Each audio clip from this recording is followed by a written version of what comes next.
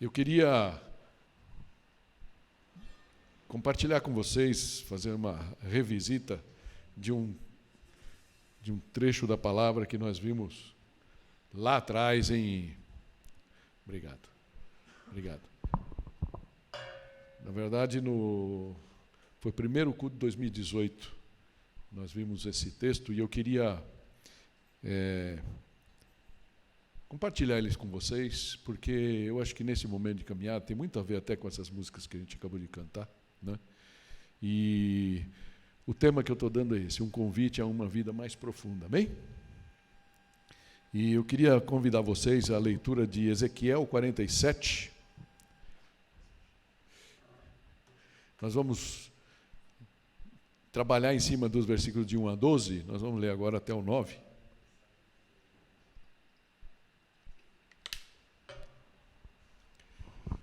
Então, para quem quiser seguir aí na tua Bíblia, você que está em casa, eu convido você a abrir aí para poder ver. E vamos então à leitura desse texto.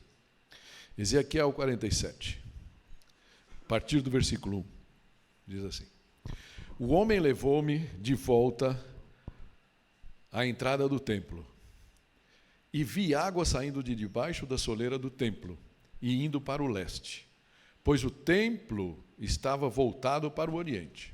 A água descia debaixo do lado sul do templo, ao sul do altar. Ele então me levou para fora, pela porta norte, e conduziu-me pelo lado de fora até a porta externa que dá para o leste. E a água fluía do lado sul. O homem foi para o lado leste com uma linha de medir na mão, e enquanto ia, mediu 500 metros. Depende da tua Bíblia aí, você pode estar lendo 1000 côvados, né? E levou-me pela água que batia no tornozelo. Ele mediu mais 500 e levou-me pela água que chegava ao joelho. Mediu mais 500 e levou-me pela água que batia na cintura.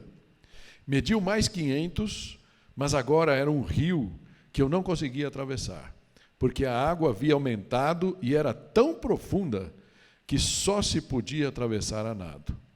Era um rio que não se podia atravessar andando. Ele me perguntou: Filho do homem, você vê isto? Levou-me então de volta à margem do rio. Versículo 7 fala assim: Quando ali cheguei, vi muitas árvores em cada lado do rio. Ele me disse: Esta água flui na direção da região situada a leste e desce até a Arabá, onde entra no Mar Morto.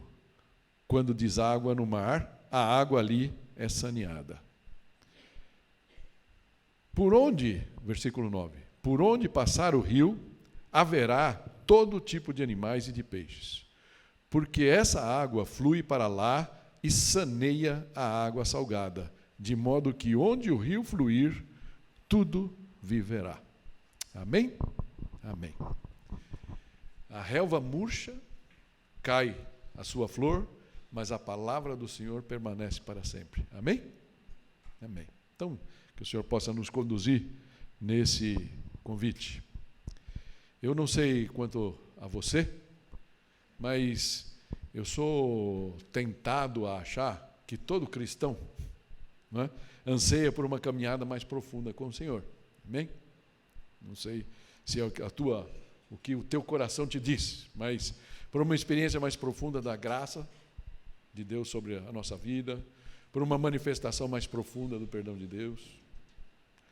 Né? Esse texto que nós acabamos de ler ensina que se decidimos andar com o Senhor, com certeza Ele vai nos levar a uma fé mais profunda, a uma experiência mais profunda com Ele. Amém?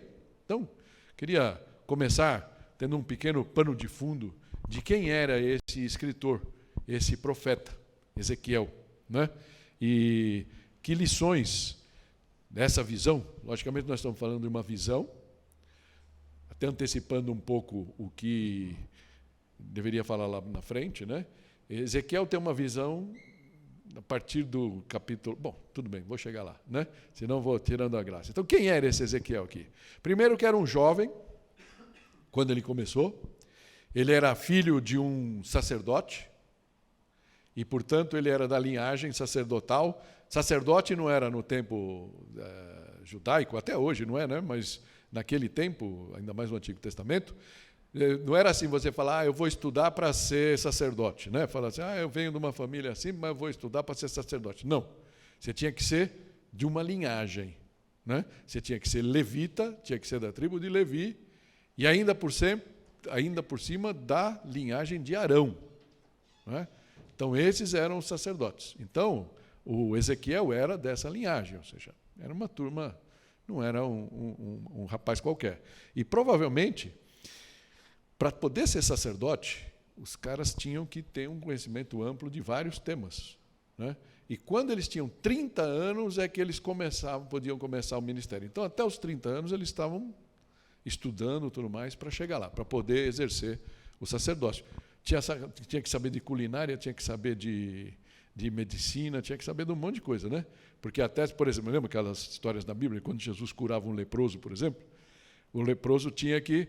Ele estava curado, Jesus tinha curado, mas ele tinha que se apresentar ao sacerdote, o sacerdote tinha que olhar para ele e falar, realmente você está curado. Então, ou seja, eles estudavam para caramba, era gente que estudava. Mas o que acontece? Antes dele acabar esse estudo, por volta dos 25 anos, eles são levados cativos para a Babilônia. Então, na primeira leva foi Daniel, a sua turma, 5 anos depois, 5, 7 anos depois, acaba indo Ezequiel também, né? Então, também um jovem, aparentemente com uma idade muito próxima de Daniel. Okay? Então, ele foi treinado para ser sacerdote, mas Deus o chamou para fazer outra coisa. Quando ele completa 30 anos, então, ele é chamado por Deus para assumir a função de profeta. E de atalaia, o nome antigo, né? Atalaia. Atalaia é ser sentinela. E Deus vocaciona, e tem umas passagens muito assim, duras até para o Ezequiel, né? Que ele tinha que alertar o povo de tudo. Então, o que acontece com ele? Então, Ezequiel pregou o juízo aos avós daquela geração que ele está se referindo nessa passagem, nessa visão, essa última visão, que já no finalzinho do livro, né? Ele pregou ali para aquela geração, os avós, né? Antes da destruição do templo. Ele mostrou o pecado do povo, tudo que o povo fazia de errado e tudo mais, e por que, então, eles não tinham mais aquele direito que eles pensavam que tinham, né? Não, nós somos filhos de Abraão, né? Nós somos da descendência de Abraão, então Deus vai nos abençoar. E a gente precisa tomar cuidado, porque de vez em quando a gente entra numa vibe dessa, né? Então a gente faz tudo errado, a gente peca, a gente não segue os caminhos do Senhor, mas... como um dia a gente desceu nas águas do batismo, a gente acha que a gente tem direito a tudo, né? Então, é uma coisa para a gente pensar. Mas eles pensavam. Então, Ezequiel confrontou os pais daquela geração e os seus falsos profetas. Foi duro também para ele, né? Que enquanto Jeremias, que era mais velho que ele, mas Jeremias ficou, não foi para o exílio, né? E Jeremias teve aquela função de falar, olha, vocês estão achando que vai ser rápido, né? Os profetas a pagamento, falam, não, vai ser rápido, Deus é bom, Deus é nosso, né? Deus está no controle, essas coisas que a gente costuma escutar, né? Falam, não, o exílio vai acabar logo, então não precisa. Então, teve Jeremias falou, gente, vamos para lá. Jeremias 29 é muito lindo, né? Está acontecendo em paralelo com tudo isso, né? Vão para lá, vai durar 70 anos, então vocês vão para lá, vocês casem, deem-se em casamento, orem pelo rei da Babilônia, para que ele vá bem, porque se ele for bem, vocês também vão bem, e assim por diante, né? Esse foi o conceito aqui. E Ezequiel, junto com o povo lá, falando, gente, essa é a verdade. Mas, depois que tudo aconteceu, e que Jerusalém realmente, porque foi primeiro uma turma, e Jerusalém continuou lá, continuou gente lá. Mas teve um momento que realmente a Babilônia foi e arrasou o templo, e arrasou com Jerusalém, morreu muita gente, certo?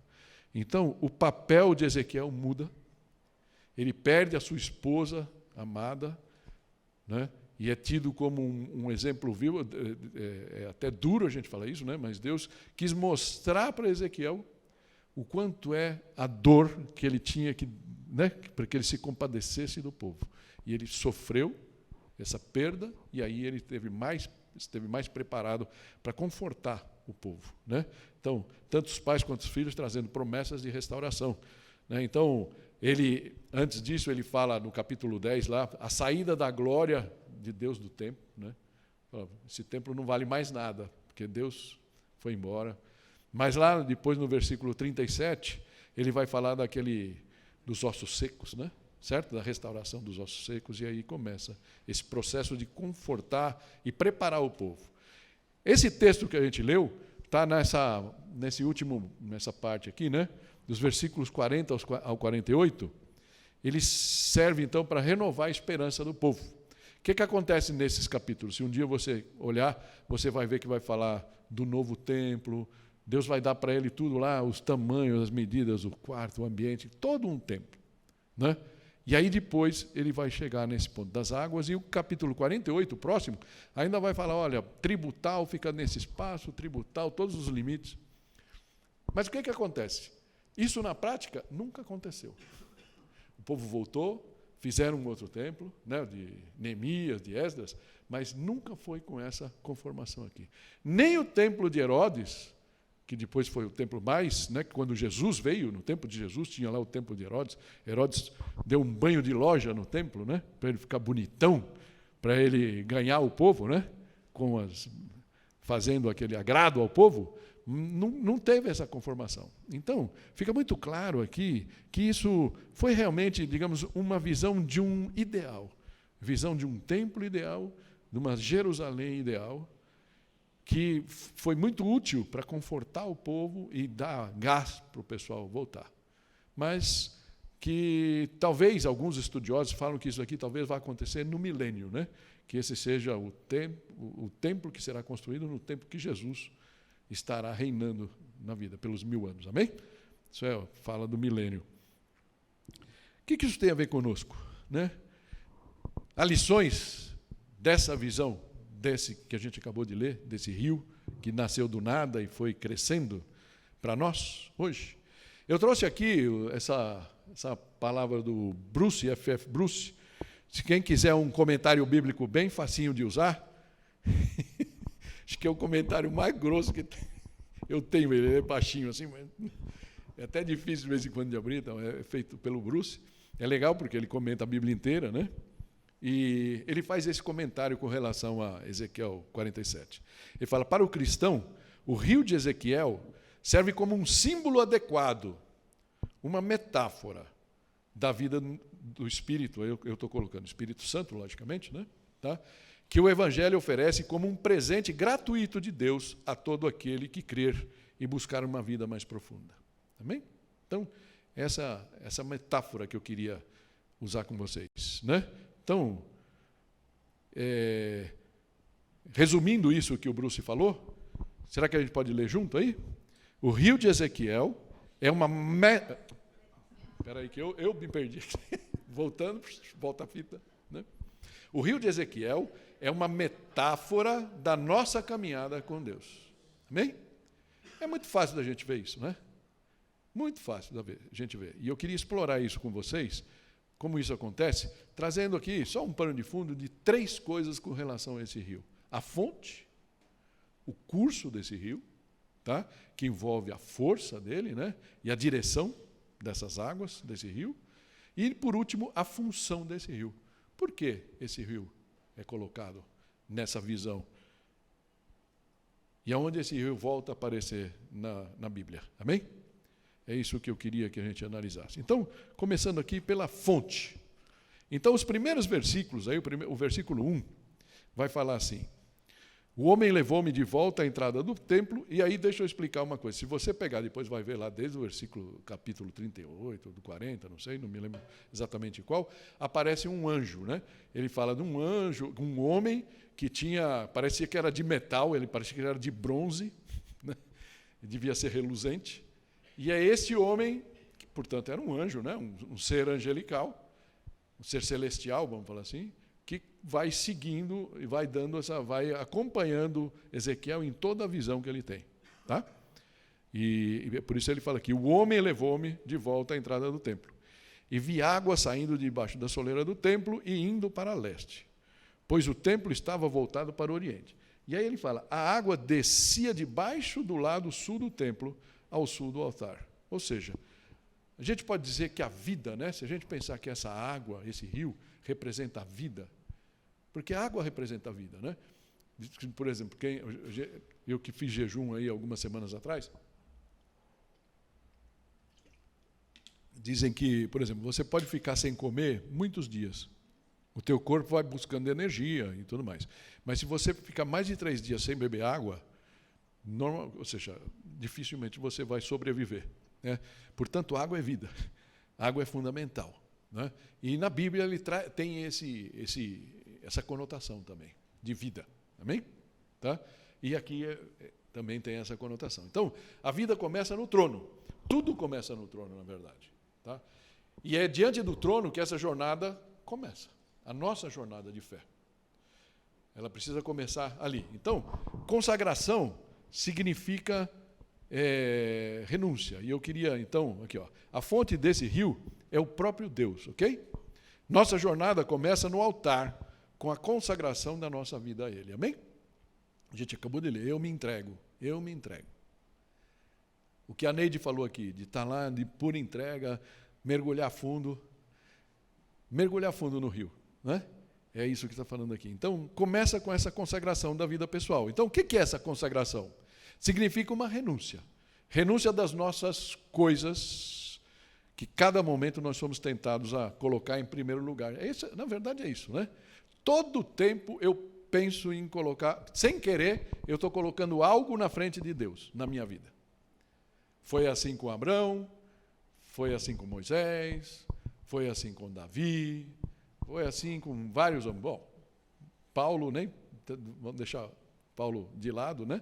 Mas várias vezes na vida a gente vai colocando coisas na frente de Deus. Tá? Então, consagração é exatamente isso, aquele momento que a gente fala, olha, eu vou tomar uma posição de me colocar diante de Deus todo dia. E colocar isso diante dele. Sem passar pelo altar, a nossa espiritualidade é vazia. Sem passar pelo crivo de Deus. Eu poderia dizer, sem passar pela cruz de Cristo. A nossa espiritualidade é vazia, né? Então, isso é o altar. Essa é a representação do altar. Então, nossa vida, você pode ser até uma pessoa muito religiosa, e o mundo está cheio de pessoas religiosas, né, que são muito religiosas, mas você pensa a gente está assistindo uma série, eu e a Tô, que já estamos cansados dela, né, uma série do Netflix, que não acaba mais, nossa, depois eu ver 4 temporadas, meu Deus, até quando eles vão levar essa história? Mas chega um ponto que eles correm, não, que a gente tem fé, nunca falam o nome de Deus. Então você tem fé no quê? Não é? O mundo está cheio de fé em várias coisas. Né? O mundo não é descrente, vocês já perceberam isso? Só que eles têm fé nas coisas erradas, eles têm fé na pessoa errada. Então, essa passagem começa isso, falando, olha, eu deposito minha fé ali, no trono. Né? E aí, uma vez perguntaram para Pedro, como é que eu faço? Né? E em Atos 2, 37 e 39, fala assim, irmãos, que faremos? Perguntaram para Pedro, vocês lembram disso? O primeiro sermão de Pedro? E ele falou, Pedro respondeu, arrependam-se e cada um de vocês seja batizado em nome de Jesus Cristo, para perdão dos seus pecados, e receberão o dom do Espírito Santo. Pois a promessa é para vocês, para os seus filhos, e para todos que estão longe, para todos quantos o Senhor, o nosso Deus, chamar. Amém. Glória a Deus. Né? Então, parece que ele está falando, olha, arrependa-se. Abra mão dos seus dogmas, abra mão das suas coisas e renda-se ao Senhor. O caminho começa por aí. Então, Jesus, quando inquirido por Nicodemos, aquela passagem que vocês conhecem bem também, ele, que era um homem muito religioso, para a gente entender que a religião não é o caminho. O cristianismo é o caminho, amém? Mas não o cristianismo como é que eu posso dizer isso? Nem me foge a palavra. O cristianismo teórico, do conhecimento. O cristianismo que muda a vida da gente é o cristianismo prático, o cristianismo vivencial, amém? É isso aqui. Então, por isso que Jesus, na frente daquele homem que sabia tudo, falou lá, digo-lhe a verdade, ninguém pode ver o reino de Deus se não nascer de novo. Por mais conhecimento que Nicodemos soubesse, ele olhou aquilo, não entendeu não entender o que aquilo representava, né? Então, o que ele quis dizer? Que ele nunca entenderia o reino de Deus e toda a profundidade de uma perspectiva religiosa da fé. Esse caminho que nós estamos falando, Ezequiel 47, se a gente não viajar no Espírito, se a gente não viajar na fé e no autor da nossa fé, é um texto que não faz nenhum sentido. Amém? E nós podemos olhar, então, da nossa posição religiosa, de pés secos, olhando a margem do rio, certo? Sem nos molhar. Assim a gente não vai aproveitar a metáfora. Por isso ele fala, vamos entrar nesse rio? Então, nossa fé, o cristianismo não vem por herança. Alguns aqui são filhos de crentes, né? Filhos e filhas, mas nossa fé não vem por herança, é um encontro pessoal, uma nova perspectiva, uma nova vida. Amém? Então, se você está me escutando, você está em casa, você vai me escutar, talvez em algum outro momento, eu quero deixar uma pergunta para você assim. Você já teve esse encontro pessoal com Jesus? Você nasceu de novo? Amém? Então, essa é a fonte, o trono de Deus, o próprio Deus. Amém? Então, a partir da fonte, que começa na nossa... É a partir da fonte que a nossa caminhada de fé continua. Então, prontos para a jornada? Vamos adiante, então. Então, vem o curso. O curso. O curso desse rio. E o curso desse rio tem uma direção e tem uma força. Eu não sei se você parou para pensar, e a gente vai passar por ele assim, é uma coisa muito estranha que acontece. Normalmente, como é que um rio se forma? Um rio começa, você pode ter uma nascentezinha, né? Quem é do interior aqui sabe como é que é, tem aquela nascentezinha e tal.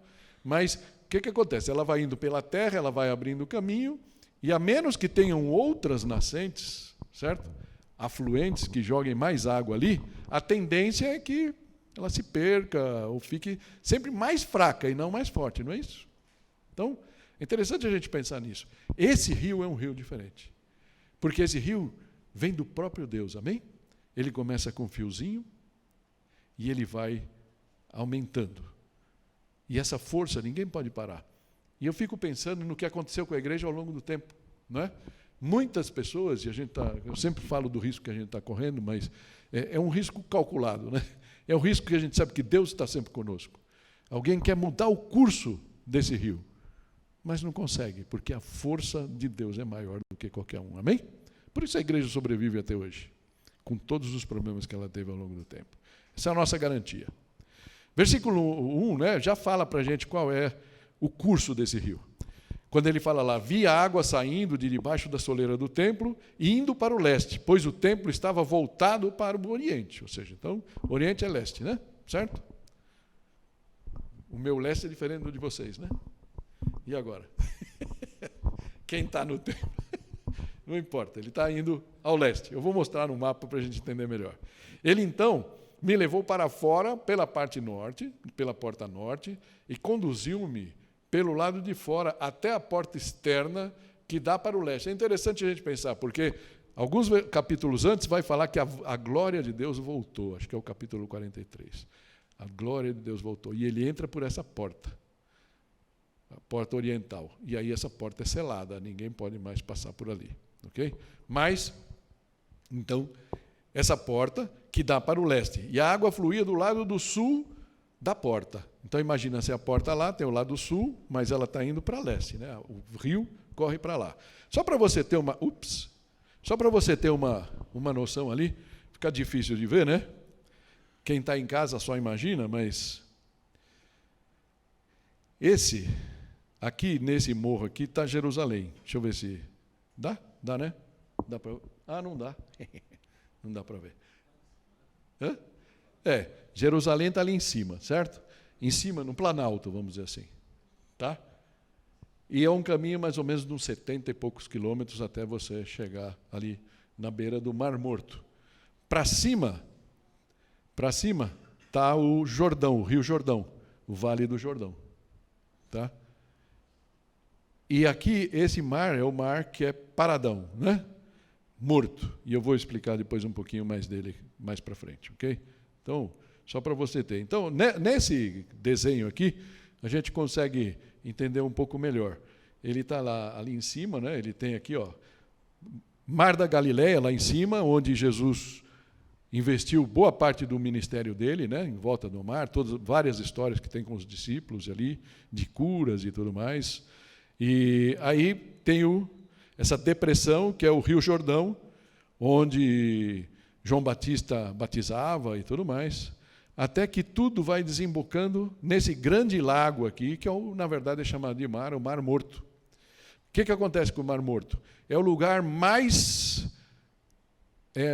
digamos, o rio, o lago, espelho de água mais baixo do mundo, né? Abaixo do nível do mar. Tem 380 metros abaixo do nível do mar, mais ou menos. É um buraco, né? É um buraco, se a gente parar para pensar. E ele tem quase 300 metros de profundidade nos lugares mais fundos. Então, tem 77 metros de comprimento, 16, ou seja, é um baita de um lagão. Só que é um lago que tem uma característica muito especial. Como a água dele não sai, ele vai ficando aí, toda a água que chega ali, ele tem uma concentração de sal muito importante, o que demonstra que em algum momento ela teve algum fio que veio do mar, né? E aquilo é muito quente, chega a fazer 42 graus, né, no verão. Então, o que acontece? Evapora a água e o sal, o cálcio, o potássio, os minerais ficam ali. Então, é morto. Não tem peixe ali. Dizem que, de vez em quando, dependendo do calor, os gases que levantam do Mar Morto são tão fortes que tem passarinho que, se quiser cruzar, chega no meio do caminho, o passarinho cai, porque ele não aguenta. Né?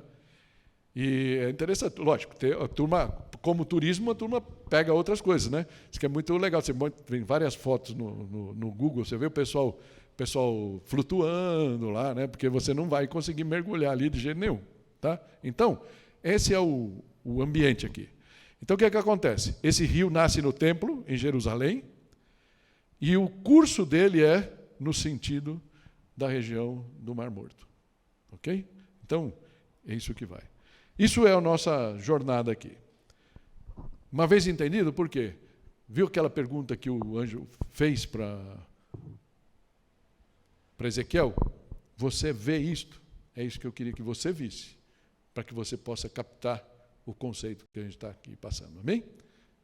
O espiritual da coisa. Ezequiel 47, versículo 3, diz assim: o homem foi para o lado leste com uma linha de medir na mão, e enquanto ia, mediu 500 metros e levou-me pela água que batia no tornozelo. Só não gostei daquela correntinha ali no pé do cara, mas tudo bem, né? No tornozelo do cara, mas depois a gente... Né? Imagino que seja um cara, pé grande aqui. Então, pensa na situação. O anjo, eles estão lá no templo, o anjo fala, vamos caminhar comigo. O anjo tem na mão uma varinha de medir, certo? E vai caminhando com ele. Seguiu na orientação dele, caminhou 500 metros adentro do rio. E a água, de vez em quando o anjo parava e falava, vamos medir onde está a água. E a água estava no tornozelo. O que essa água no tornozelo significa para nós? É o início da caminhada, certo? A gente não está mais de pés secos, nós consagramos nossa vida ao Senhor, ok? Alguns no batismo, alguns ainda não, mas Ele nos convida a molhar o pé. Ele nos convida a uma caminhada espiritual, ok? Então, todos nós, aqueles que aceitaram a Cristo, começam dessa forma essa caminhada. Então, nós somos chamados a seguir a orientação do Senhor, através da palavra, através do relacionamento com o Pai, com o Filho e com o Espírito Santo. Ganhamos uma Bíblia, certo? Lembro da Stephanie, que esteve conosco na semana passada, a gente deu uma Bíblia para ela. Tomara a Deus que ela, quero até que a gente ore por ela, né, para que ela resista aí a tentação de não voltar e que ela possa voltar para estar conosco, né? Aí nós começamos a aprender alguns versículos importantes, aprendemos algumas músicas, certo? Louvor, todo mundo gosta, aqueles louvores e tal. Isso é muito bom, isso faz bem para a nossa fé, isso é bênção. E é importante a gente saber que não existem atalhos para a nossa fé, certo? Todo mundo tem que passar. Não vai ter aquele dia que o Espírito Santo vem e você já vai falar outras línguas, vai saber toda a palavra, não tem jeito, é um caminho. Amém? Então, mas ainda é uma posição confortável, certo?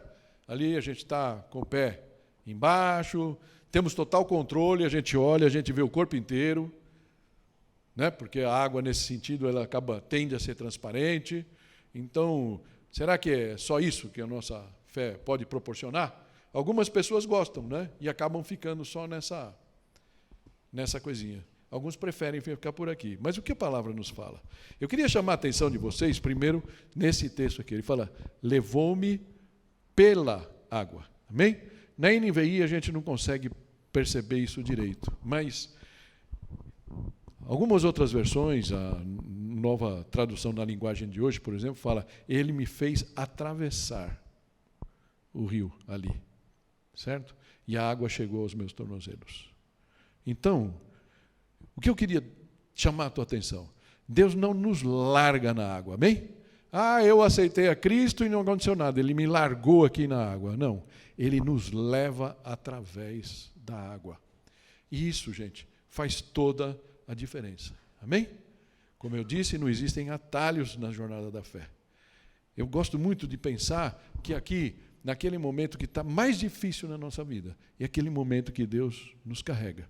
Isso me fez lembrar, e por isso eu pus aqui, né, o versículo 4 do Salmo 23, né, que fala assim, mesmo quando eu andar por um vale de trevas e morte, não temerei perigo algum, pois tu estás comigo. A tua vara e o teu cajado me protegem. Amém? Então, nós temos que atravessar o rio das dificuldades, dos problemas. Algumas pessoas logo se espantam no começo. E eu me lembro, né, quando veio a pandemia, por exemplo. Foi uma coisa muito clara, foi um divisor de águas. Alguns talvez estavam muito no começo da fé, a água estava ali no tornozelo, né? E a gente, não, mas não foi para isso que eu aceitei a Cristo. Eu pensei que aceitando a Cristo, o mundo ia ficar cor-de-rosa. E aí a gente chega à conclusão que o mundo não fica cor-de-rosa. A única coisa que Deus fala é que Ele vai nos levar através. Então, querido, não sei qual é a tua experiência, talvez você pudesse aqui testemunhar comigo nesse momento. Ele nos leva através dos problemas, amém? Ele nos faz passar pelas dificuldades, Ele nos leva através das dificuldades. Ele nos leva através das enfermidades. É tão bom quando a gente vai percebendo, quando a gente chega do outro lado, a gente olha para trás e vê que Deus esteve conosco a cada momento, amém? Então, é isso. Ele nos leva através das nossas tristezas, inclusive. Ele está sempre conosco.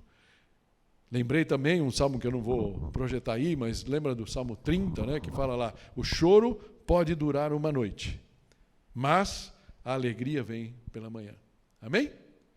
Algumas vezes essa noite que o Salmo fala, pode durar 12 horas, que seria o normal de uma noite, mas de repente ela pode durar um mês, de repente ela pode durar um ano, de repente ela pode durar 5, amém?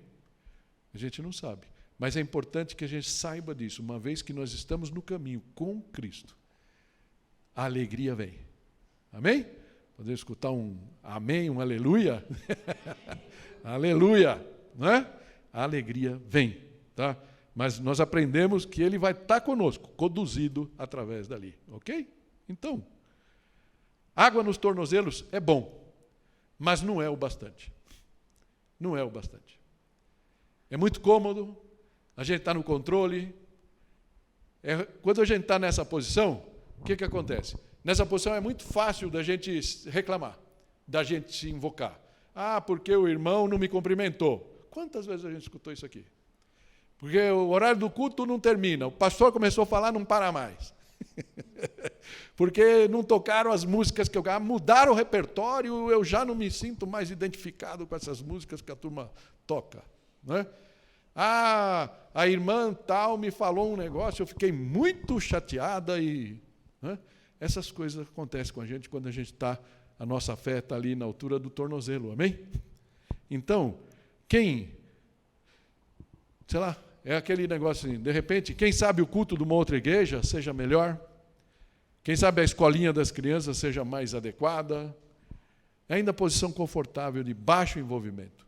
Baixo envolvimento. Você ainda está pensando que a igreja, os irmãos estão para te servir e não para que você seja bênção para os irmãos. Amém? Então, por isso que eu estou colocando isso. Água nos tornozelos é bom, mas não é o bastante. O Senhor quer te levar a águas mais profundas. Amém? É isso. Lucas 9, 23, né? Tem uma palavra de Jesus que é muito legal. Jesus fala assim, Jesus dizia a todos, se alguém quiser acompanhar-me, negue-se a si mesmo. Tome diariamente a sua cruz e siga-me. Amém? É dura a verdade, né? Ah, não, mas não dá para alguém carregar a cruz para mim? Não dá para alguém, não dá para eu terceirizar a responsabilidade, a culpa? Não, querido. Jesus fala, você quer, as versões antigas falam, se você quiser vir após mim, né? Se quiser me seguir, realmente, carrega a tua cruz e siga-me. Bom, chegamos no segundo estágio da parada que o anjo faz. Versículo 4. Ele mediu mais 500 e levou-me pela água que chegava ao joelho. Já estamos mais tempo no caminho, quando a água chega no joelho. E já percorremos mais estrada. Já aprendemos mais coisas e nosso relacionamento com Deus já ocupa um certo espaço em nossas vidas. Amém? E água nos joelhos representa claramente a oração. Ok? Cadê a Neide, então? Né? Não sei. Então, a nossa irmã de oração, certo? Aquele negócio. Então, já sabemos orar. Quando descobrimos que o Senhor é a fonte que jorra para a vida eterna, a gente começa, nossa, então sabe que se a gente começa a buscar, se a gente começa a pedir, Ele começa a responder, e isso vai nos dando uma nova perspectiva de fé. Né? E um velho pastor, né, o antigo pastor, falava assim, que ninguém é mais alto para Deus do que quando está de joelhos. Entende isso? E eu achei linda essa frase. Né? Quando eu estou de joelhos, diante de Deus, e essa semana eu tive que fazer bastante isso, né? É justamente quando Ele me vê mais alto. Não é quando eu estou na ponta dos meus pés, do meu orgulho, é quando eu dobro o meu joelho. Então, essa água no joelho tem essa conotação da água no joelho. Mas já não é tão fácil, né? Quando a gente está nesse nível, fazer aquelas coisas mundanas, né? A gente começa a se entristecer, né? Cada vez que a gente peca nas mesmas coisas, né? Mas a água viva já começa até a fluir em nós, curando, sarando, a gente começa a falar de Cristo. Então, é nesse ponto que nós conseguimos nos dar conta que a extensão da caminhada ela é grande. Não é com toque de mágicas que a gente vai, né? Mas é isso. Talvez essa profundidade não é tanto tempo. Eu, como um cara velho, né, tendo a achar que isso vem com o tempo. Mas você encontra caras bem novos. De repente o Davi pode ser muito mais maduro do que algumas pessoas da igreja que tenham 40, 50 anos. Não é? Porque depende muito de a gente realmente mergulha nesse relacionamento. Amém? Então, é isso que está aqui um pouco. Então, mas mesmo nessa fase, algumas coisas chegam a nos incomodar. Tá? É justamente nesse ponto, né, que é bom saber que essa caminhada depende de nós. Nós queremos avançar mais ou nós queremos parar por aqui? Deus vai sempre nos incentivar e nos apoiar a dar um passo mais, a ir mais longe. Então, é justamente por aqui que cabe uma advertência aqui que eu vou pular nesse momento. E a frase que eu deixo aqui para você pensar é: a profundidade da caminhada depende de nós. Podemos repetir juntos isso aqui? A profundidade da caminhada depende de nós. Logicamente, por que eu falo isso? Não é porque nós podemos mais que Deus, é que Ele quer. Mas Ele não vai nos empurrar, Ele não vai puxar. Ele está que nem o pai do filho pródigo. Ele está esperando. Ele está esperando você. Amém? Bem, água nos joelhos é melhor que nos tornozelos. Acho que todos concordamos com isso, certo? Mas ainda não é o bastante. Próximo versículo, né, a segunda parte do versículo 4, na verdade, fala de uma profundidade maior. Mediu mais 500 metros, levou-me pela água que batia na cintura.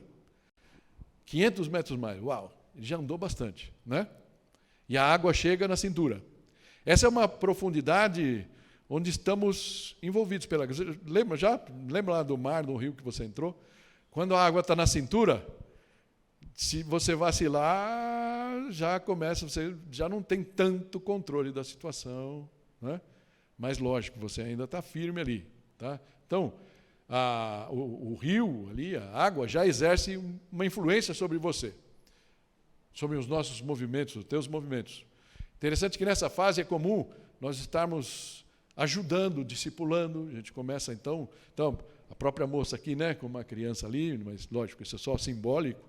A gente está sempre pensando. Então, parceria com Deus está estabelecida, embora nunca vamos nos sentir assim capacitados totalmente para as missões. Nós sempre vamos ter aquela, meu Deus, eu não sei se, como Moisés, como qualquer um. Tá? Então, essa parte representa o serviço, a água na cintura.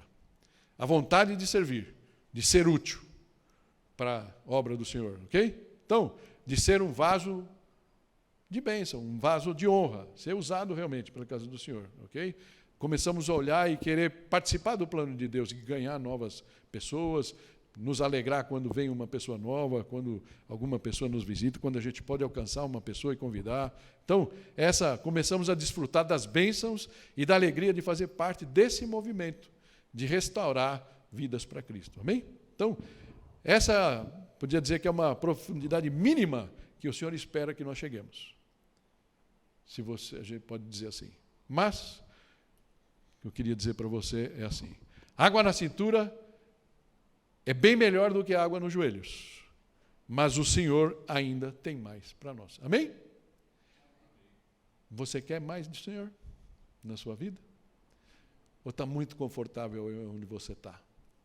Está muito confortável assistindo o culto de casa? Quando dá, o Senhor quer mais de você. Então, algumas lições aqui, né? João 7, né, fala Jesus, uma palavra de Jesus. Ele fala assim, no último e mais importante dia da festa, Jesus levantou-se e disse de alta voz, se alguém tem sede, venha a mim e beba. Quem crer em mim, como diz a Escritura, do seu interior fluirão rios de água viva. Ele estava se referindo ao Espírito que mais tarde receberiam os que nele crescem. Amém? Aqui tem uma visão, essa visão é importante, porque o próprio Jesus, né, ele está trazendo isso aqui e ele está fazendo uma comparação com aquele rio de Ezequiel. Mas ele está falando que esse rio de água viva vai fluir de mim e de você. Amém? Algumas vezes isso nos incomoda. Isso me inquietou por muito tempo. Tá? Mas é importante a gente saber que Deus espera isso de cada um de nós. Amém? Que o Espírito Santo possa nos usar. E para isso é importante você saber, ou seja, eu tenho que abrir mão das minhas rédeas e deixar que Ele cumpra o seu papel. Ok? Até a água na cintura, tem uma coisa que eu não comentei, que mesmo quando você, já pensou, lembra de você, a última vez que você foi no rio ou no mar, você está com água na cintura, você olha para baixo, até porque a água tende a dar uma encurtada nas imagens, né? Você vê muito mais de você ainda do que da água. Não é verdade? Então, por mais que eu esteja engajado, por mais que você, irmã, também esteja, não é? O que acontece? Ainda é o meu filho, é o meu ministério, é o meu projeto, e a gente ainda tem um peso muito grande, e parece que o Espírito Santo a gente deixa ele atrás da nossa própria vontade. E essa é uma luta que a gente tem. Tá? Por isso o convite do anjo para Ezequiel, e o convite do Senhor para mim e para você hoje, é que a gente caminhe mais 500 metros com o anjo. Né? E o texto, em Ezequiel, né, o versículo 5, fala assim, mediu mais 500 metros, mas agora era um rio que eu não conseguia atravessar. Ezequiel não conseguia mais atravessar. Porque a água havia aumentado e era tão profunda que só se podia atravessar a nado. Era um rio que não se podia atravessar andando. Amém? Impressionante a visão. Um rio que começou do nada. Foi crescendo, sem afluentes. Ao invés de secar, ao invés de diminuir, ao invés de se perder, ao invés de perder o curso, ele continua firme, forte, cumprindo o seu curso, até chegar no destino que a gente vai ver um pouco mais para frente. E é isso que Deus nos convida a fazer. Ele fala, água no tornozelo? Fantástico. Glória a Deus. Assim que nós conheçamos. Água nos joelhos? Fantástico. Mais ainda. Aprendemos a orar. Aprendemos a confiar que o Senhor responde às nossas orações. Água na cintura? Glória a Deus.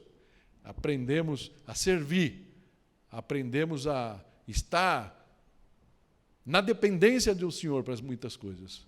Mas Ele quer que nós cheguemos nesse lugar de total dependência, onde os nossos pés não vão mais controlar, onde a gente vai ter que realmente se lançar. Amém? E é isso que o texto fala. E é interessante que o versículo 6 fala assim, ele me perguntou, filho do homem, você vê isso? É como se ele estivesse perguntando para mim e para você. Você entende isso, querido, querida? Que não é só a gente conhecer versículos bíblicos, que não é só fazermos boas obras, que não é só sermos corretos, tudo isso é bom, amém?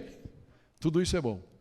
Mas é poder confiar e se lançar nas mãos do Senhor. Tudo isso que a gente cantou antes, eu me entrego. O que significa? Eu me entrego. Eu me entrego. Lembra daquela velha história que eu sempre conto, daquele exercício que eu fiz, né, num curso que eu participei aí, que tinha que ficar lá de costas, né, e as pessoas embaixo lá para segurar com as mãos, e aí você tinha que realmente, de olhos fechados, falar assim, vai, cai de costas, se lance. Né? E aquele medo de que ninguém ia te segurar, ou que não iam ter força suficiente para te segurar. É isso que Jesus nos convida a fazer. Amém? Nos lançarmos. O Senhor confia, Salmo 25, 14, diz assim, o Senhor confia os seus segredos para aqueles que o temem e os leva a conhecer a sua aliança. Amém? Quando a gente está disposto a escutar o Senhor, é isso que Ele vai nos dar coisas mais profundas para a gente conhecer. Não é? Assim como nós falamos outro dia mesmo de contribuição, né? quando ele falava da cobiça dos olhos, é impressionante quanto mais você dá, né? O Senhor, de alguma maneira, abre as comportas para que você receba mais. Mesma coisa é da nossa vida, nosso relacionamento com Ele. Quanto mais profundo nós formos, mais Ele vai também nos dar. Amém? Jeremias 33:3 tem acho que foi uma das primeiras promessas da Bíblia que eu recebi, que me deram quando eu era muito jovem na fé, lá, não vou dizer quantas décadas atrás, né? Que diz assim, podemos ler junto essa daqui ou não? Clame a mim, e eu responderei, e lhe direi coisas grandiosas e insondáveis que você não conhece. Amém? Porque assim diz o Senhor, né? Versão antiga fala, invoca-me e te responderei. Né? Anunciar-te-ei coisas grandes e ocultas que não sabes. Esse é o nosso Deus. Isaías 48:6 deixa mais ou menos o mesmo desafio para a gente. Tá? Mas o versículo 6 ainda continua dizendo assim, levou-me então de volta à margem. Isso nos leva para a última parte da mensagem, a função de tudo isso. Por que desse rio? Qual é o propósito desse rio? Versículo 7 fala, quando ali cheguei, vi muitas árvores em cada lado do rio. Ele me disse, esta água flui na direção da região situada a leste e desce até a Arabá. Arabá é a região do Jordão, né? Que a gente viu ali no mapa. Onde entra o mar morto. Quando deságua no mar, a água ali será saneada. Pensa nisso, essa coisa maluca. Imagina que você tem um copo com água bem salgada, uma salmoura, e você tem um outro copo, meio, né, para ficar mais fácil, né? Meio copo com água salgada, Sabe aquela do gargarejo? E um outro meio copo de água purinha, que você pegou do filtro, tal. Quando você joga esse meio copo de água pura dentro do meio copo de água salgada, o que vai acontecer? Você vai ter um copo do quê? Água salgada, né? Pode ser menos salgada, né? Mas vai ser salgada. Olha que impressionante o que essa visão Ezequiel tem. E alguns dizem que isso está se cumprindo de alguma maneira lá no Mar Morto, certo? Esse rio, ele começa a chegar e fala que as águas do mar ali serão saneadas, ou seja, ela vai se tornar doce, fresca. Por onde passar o rio, haverá todo tipo de animais e de peixes, porque essa água flui para lá e saneia a água salgada. De modo que onde o rio passar ou fluir, tudo viverá. Amém? Ou seja, qual então é essa função dessa visão? Qual é a função desse rio de Deus? É sanear tudo que está morto. Sanear o mar morto. Transformá-lo num rio onde peixes existirão, onde vida existirá. Não é essa a função de Jesus na nossa vida? Não é isso que Efésios fala lá, Efésios 2, quando fala vocês estavam mortos nos seus delitos e pecados? E Jesus, pelo que ele fez na cruz, ele conquistou para nós a purificação das águas, das nossas águas, do nosso pecado. Amém? Pensa na comparação desse rio com o que acontece com a vida de Jesus. Jesus nasceu lá, um fiozinho de água, como aquele que sai do templo. Nasceu de um casal mambembe, nasceram em Belém, por acaso, mas eram numa cidade do nada, uma cidade qualquer, perdida no mapa, e dali aquele fiozinho foi crescendo e se tornando vida. Amém? A ponto de aquela planta, aí o texto segue, né, dizendo assim: pescadores estarão ao longo do litoral, desde En-Gedi, estava ali naquele mapa, não vou no mapa de novo, até Englaim, haverá locais próprios para estender as redes. Os peixes serão de muitos tipos, como os peixes do Mar Grande. Amém? Ou seja, vida foi o que Jesus conseguiu trazer para nós. E vida é o que a igreja pode trazer para o mundo. Amém? Então, existe aqui essa paridade de função nossa com o que o texto diz. Versículo 11 traz digamos assim, uma nota de rodapé, como diria, né? Fala assim: mas os charcos e os pântanos não ficarão saneados, serão deixados para sal. O que nos mostra o quê? Que haverá sempre pontos mortos. Pode ser que você leve vida para a sua família, leve vida para algumas pessoas que você conhece, apresente Jesus, e essas pessoas não queiram. Amém? Tudo bem. Tem o lado funcional, esses tanques vão ficar. Se você lembrar do mapa, né, no mapa lá do Mar Morto, tem um pedaço lá que tem embaixo, né, hoje são lagos já usados como salina, né, para extração de cálcio, potássio, ou seja, o homem deu função para aquilo também. Mas aqui está mostrando como é uma posição, é uma metáfora, certo? É uma visão, sempre pensando que existirão pessoas que não vão querer fazer essa caminhada. E a nossa oração é para que todos nós queiramos fazer essa caminhada. E esse texto termina com esse versículo 12, né, que fala: árvores frutíferas de toda espécie crescerão em ambas as margens do rio. Suas folhas não murcharão e seus frutos não cairão. Todo mês produzirão, porque a água vinda do santuário chega a elas. Seus frutos serão de comida e suas folhas de remédio. Amém? Existe, talvez, alguma coisa parecida nesse mundo que pode se igualar a essa promessa, a essa visão maravilhosa que Ezequiel teve? Qual é a nossa função, então, em tudo isso?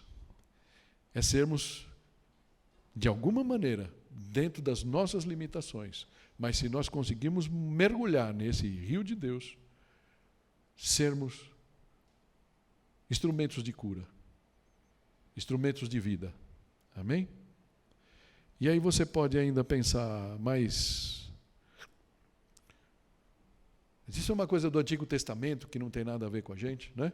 Mas a gente gosta de falar que a Bíblia mesmo explica, a própria Bíblia. Ela mesmo explica. E o que a gente pode concluir é que aquele rio e aquele templo que Ezequiel desenha nos capítulos 40, 48, né, do livro dele, as últimas profecias que ele teve, a última visão, são uma sombra daquilo que vai acontecer no futuro. São uma sombra de um outro rio, que a própria Bíblia, então, confirma isso para nós, que nós poderemos um dia andar nele, e, portanto, a gente pode ansiar por esse rio. E eu queria trazer para vocês, para a gente encerrar, Apocalipse 22, alguns versículos aqui, que diz assim, versículo 1, diz, então o anjo me mostrou o rio da água da vida, que claro como cristal, fluía do trono de Deus e do Cordeiro. No meio da rua principal da cidade, de cada lado o rio estava a árvore da vida. De cada lado do rio estava a árvore da vida, que dá 12 colheitas, dando fruto todos os meses. As folhas da árvore servem para a cura das nações. Amém? Olha que interessante, é a mesma visão. É a mesma visão. Só que dessa vez vista por João. E aqui fala da cidade, da Nova Jerusalém. Aquela onde todos nós, se aceitarmos Jesus como nosso Senhor e Salvador, um dia viveremos. Amém? Esse convite está aberto para nós. E versículo 11, né? No final desse trecho, Jesus está dizendo ali, continue o injusto a praticar injustiça. Continue o imundo na imundícia. Continue o justo a praticar justiça. E continue o santo a santificar-se. Ou seja, é o que o Senhor nos pede a fazer. E aí ele termina com essa, né? Versículo 12 que fez, eis que venho em breve. A minha recompensa está comigo, e eu retribuirei a cada um de acordo com o que fez. Amém? Versículo 13 diz, eu sou o alfa e o ômega, o primeiro e o último, o princípio e o fim.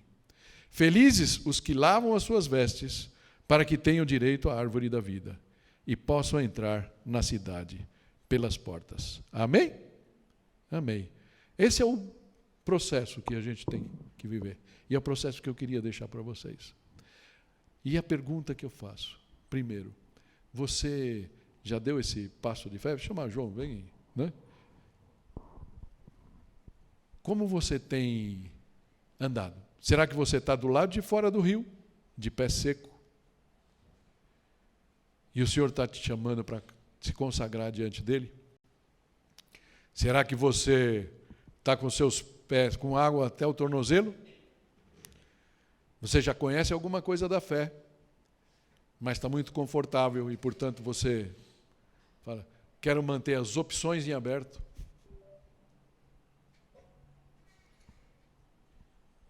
Ou será que você já chegou no ponto de ter água até os joelhos?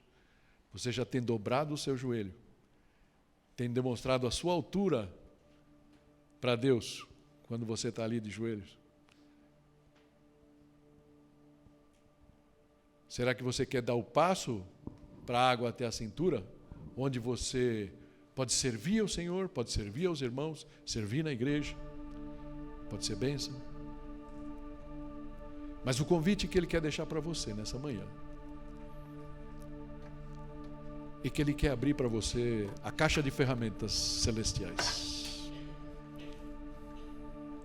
Há muito mais reservado para você, querido, querida. Amém?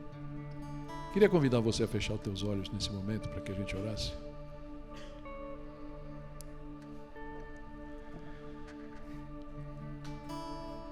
Talvez você, pensando nessa jornada que a gente fez aqui, você tenha se deparado que em algum lugar da jornada, da caminhada, você estagnou.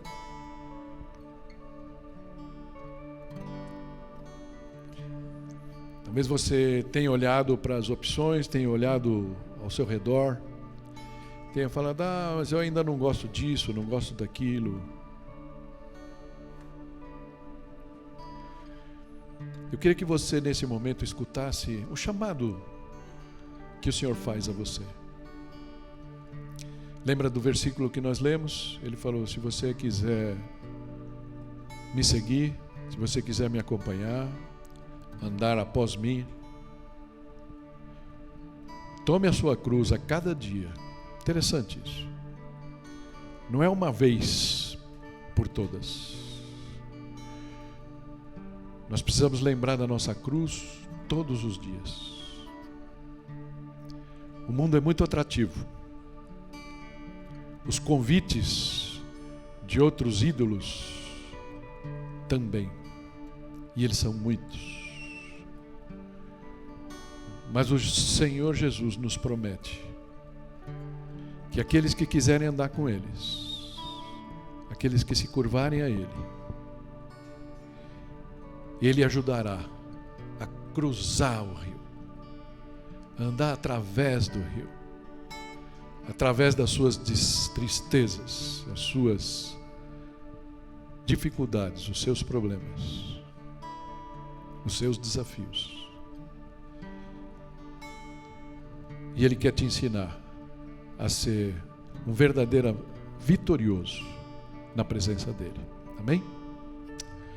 Senhor Deus, te pedimos que o Senhor olhe para cada um dos nossos amados aqui, aqueles que nos assistem pelo YouTube, Senhor, os irmãos da Mafel FM também, Senhor, que nos escutam nessa manhã.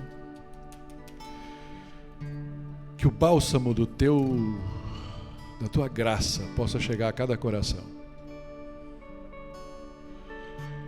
Pai, nos faz entender que o Senhor está sempre à disposição, mas que uma parte da caminhada, se vamos seguir ou não, depende de nós.